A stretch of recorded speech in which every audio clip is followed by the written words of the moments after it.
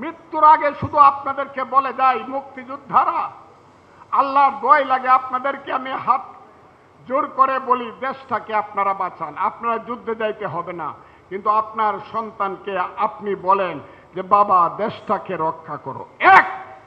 দুই হইল, ঘরে বসে বসে এখন এমন টেকনোলজি আছে, প্রত্যেক মুক্তিযোদ্ধা তার জীবন ইতিহাস বলেন।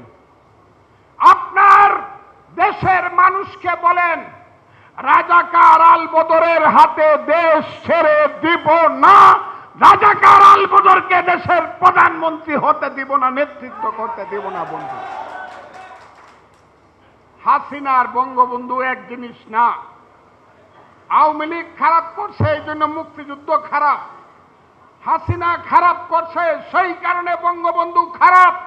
এই কথা বলে যারা মুক্তিযুদ্ধকে, বঙ্গবন্ধুকে ৭২-এর সংবিধান, হায় হায়, আলী রিয়াজ নামে একটা মানুষ হয়েছে, হে আমেরিকায় মাস্টারি করে, হে আমাদের চেয়ে 10 বছরের ছোট, হে আইসা প্রথম কইছে সংবিধানটাকে ফেলায় দেব, ৭২-এর সংবিধানকে ফেলে দেব। আপনারা কি মনে করেন না এই ৭২-এর সংবিধানটা ৩০ লক্ষ মুক্তিযুদ্ধের শহীদের রক্তের আখরে লেখা সংবিধান? এটা আপনারা মনে করেন না? আচ্ছা, আপনারা কারা কারা ৭২-এর সংবিধান চান এখানে দেখালে তো একটু হাত তুললে আমরা দেখান তো, ৭২-এর সংবিধান কারা কারা চান? এখানে যদি সংখ্যা যাই হই, আমি প্রত্যেককে একজন ১ লাখ, একজন মুক্তিযোদ্ধাকে ১ কোটি মানুষের প্রতিনিধি হিসাবে গণতে চাই।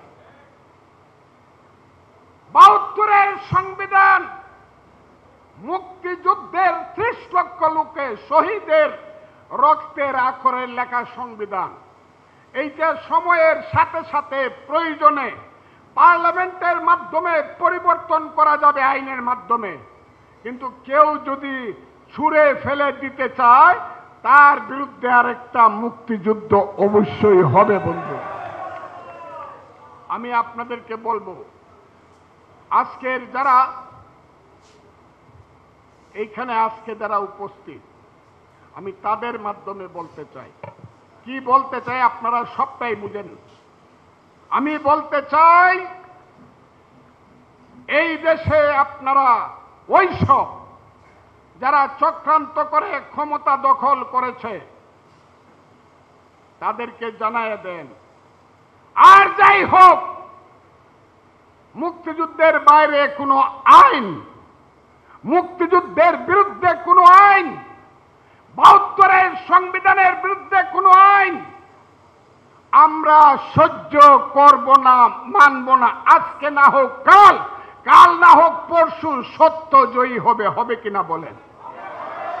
আমি মনে করি এই দেশে আল্লাহ রসুল যেমন সত্য, আমার ধর্মীয় ক্ষেত্রে, আমার রাজনীতির ক্ষেত্রে দেশে আমার মুক্তিযুদ্ধ সত্য।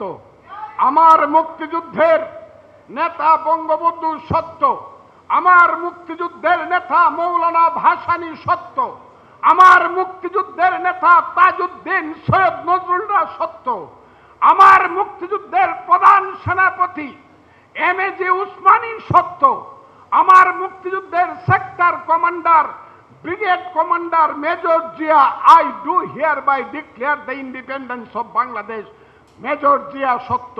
এই যে আজকে আপনারা যেখানে বসে আছেন, 2 নম্বর সেক্টর যাকে বলা হয়, যেই সেক্টরের সেক্টর কমান্ডারের নাম ছিল মেজর খালেদ মুশাররফ, কথাটা সত্য না মিথ্যা বলেন? এবং সে যখন গুলি খাইল, তখন তার পরিবর্তে আরেকজন আসলো, জানেন তো নামটা? তার নাম মেজর হায়দার। কথাটা ঠিক না বেঠিক আপনারা বলেন?